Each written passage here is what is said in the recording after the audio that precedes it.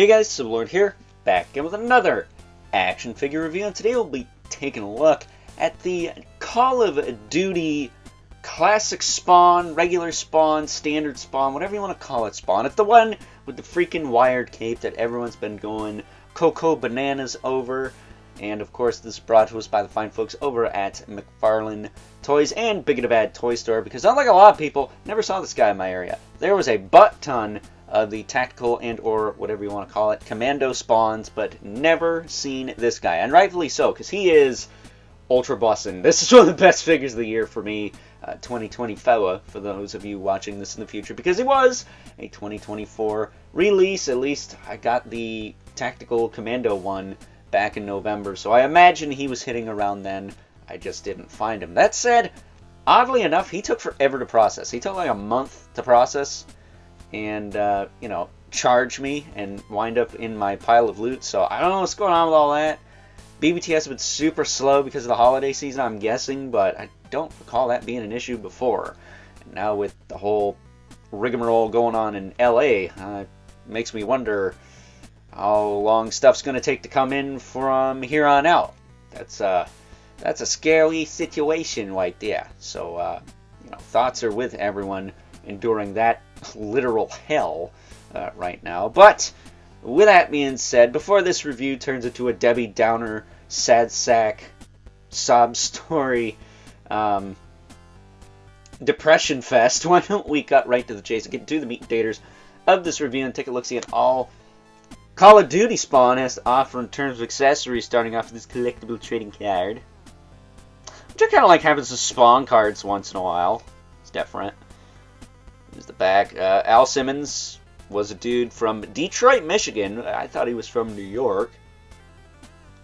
Who gets axed by his boss, Jason Wynn, and or Chapel, depending on what era of Spawn you read, because I think Chapel is owned by somebody else. I know he's created by Rob Liefeld, but I think he's owned by somebody else. I don't know if he's Image anymore. Hence why we haven't gotten him in the Spawn line, which appears to be kind of dead at this point.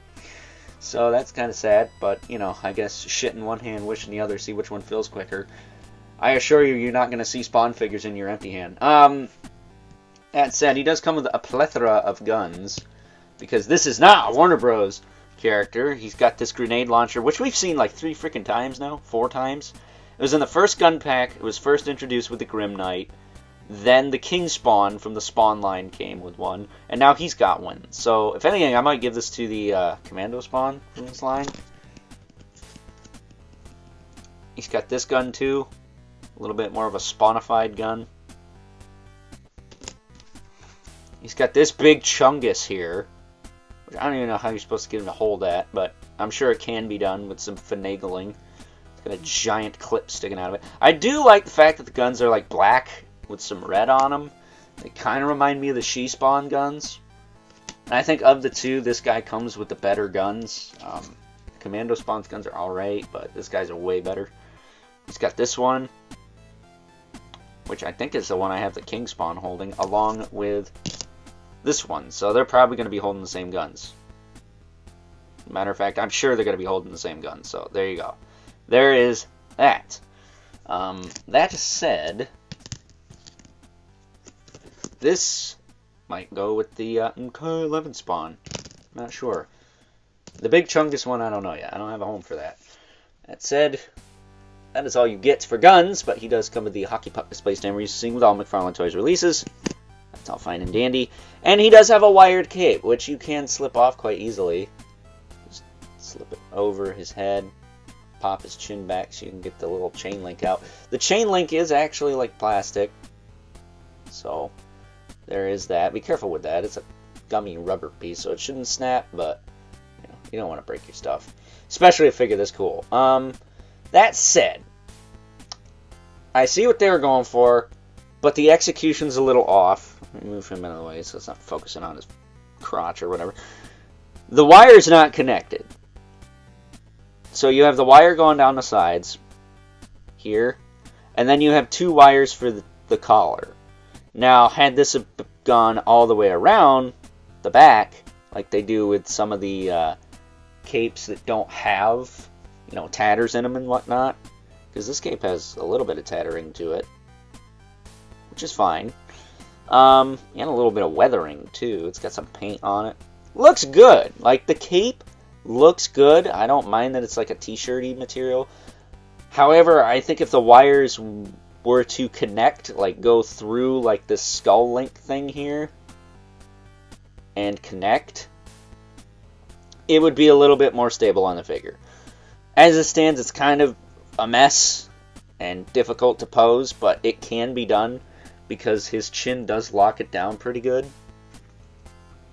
But it could have been better. That said, this figure is freaking awesome. I love this figure.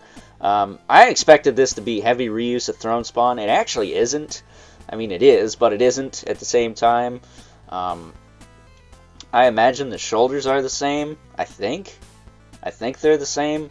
I think the torso's the same. I don't know if it's got the peg hole on the back. I can't tell.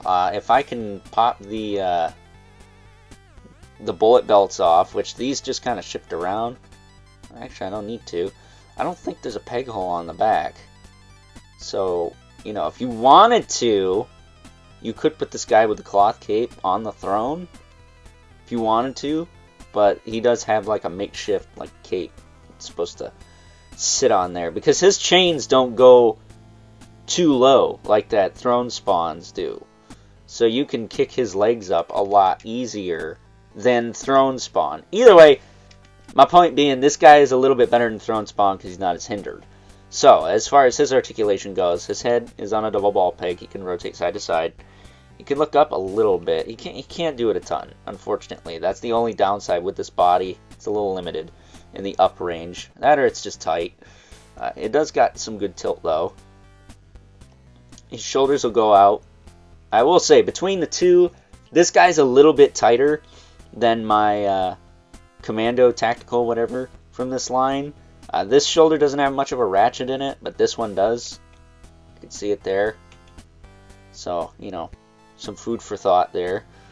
He does have a bicep twist. He's got a double elbow that works fine. Ball hinge wrists. They'll move up and down. They'll rotate, rotate. This hand, unfortunately, does not have a trigger on it. I thought it did, so, excuse my comments in the Tactical Spawn review, but these hands do not have two triggers. He's just got the one. But this finger is separated enough. It kind of works as a trigger. You can get it in there, but he does hold it kind of awkwardly, so you might want to heat it up maybe and warp it, and then you could possibly use it as a better trigger hand, but that's up to you. Torso will crunch this far. Whoo! He could do the limbo, can't he? And this far forward, and it's not loose, and I love it. I love it, I love it, I love it. He does rotate a little bit. He does tilt a little bit. He's got the same thing going in the waist, but it's nice and freaking tight. I love that. That's great. Hips will kick forward, back, out. Not the tightest in and out on either side, but it's there. This side especially, it likes to get stuck. So I gotta be mindful of that, because the Cyborg DC Multiverse had the same problem, and his legs snapped clean off. But I don't think he's got the same problem. It's just it gets a little tight, probably because of this. Maybe that's why. So that's some food for thought there. He does have a decent thigh cut. It works a little bit, and he does have a.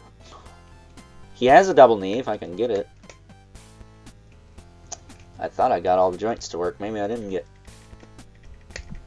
Ah, gee whiz. Okay, I guess I didn't monkey with the knees too much. There you go. These are. Ah, god damn, that's gonna give me arthritis. Yeah, tight as hell on the knees.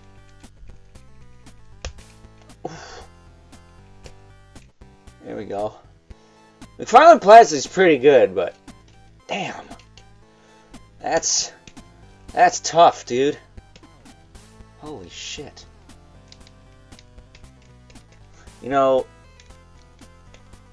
Smart me would have heated those, but I'm dumb today, so that's... he does have the ball hinge ankles that will hinge, rotate, and pivot. These are also very tight, whereas the Commando Spawn, not so much. And he's got toe joints, which work just fine. That's the other thing. He's got the spikes on this foot, not this one. Very interesting. So he's got a lot of new tooling. For what I thought was just going to be, Throne Spawn in a Call of Duty box, he's got a lot of new tooling. I'm very impressed by this figure. If you haven't been able to tell, this is easy top figures of the year. I think I said that earlier. I don't care. I love this figure. This figure's awesome. Arguably the best Spawn we got if you want something a little bit more traditional. First appearance, something or other. Because he doesn't have the big boot. He doesn't have the big gauntlets. I like those things. I think they make him stand out a little more. It doesn't just have a regular superhero costume, but as it stands, this figure is awesome. I love this thing. I could not be happier with it. I am very glad I got one. Debating on getting a custom cape for it, but that's besides the point. I consider the cape a bonus because, what is it, the tactical one didn't even have a cape, and he costs the same, so, it is what it is at the end of the day. So that being said, it is time now that we move right along and take a look at some size comparisons. First up, here is good old Call of Duty Spawn, or Classic Spawn, whichever you prefer, alongside his MK11 counterpart, the Shadow of Spawn, because as I mentioned earlier, he's a lot more like the classic Spawn, obviously, than, the regular MK11 Spawn, who's got the big gauntlet and the big boot. I mean, this one's got it too, but he also has the gloved hand and the bare foot on the one side. So it's a little bit more classic than the regular. Still not a fan of those whippy chains, but beggars can't be choosers, I guess. Then we also have the Tactical and or Commando Spawn review of that guy going up tomorrow, so stay tuned for that. But cool figure, but as far as I'm concerned, not as strong as this one here. I think this standard, classic, regular, whatever you want to call it, Spawn with the wired cloth cape is superior, far superior to this Commando one, Tactical one, whatever you want to call it one. Even though the cape is a little bit to be desired. So getting these two out of here. We can make way for our two regulars. The Mythic Legion's Bradamandibilith.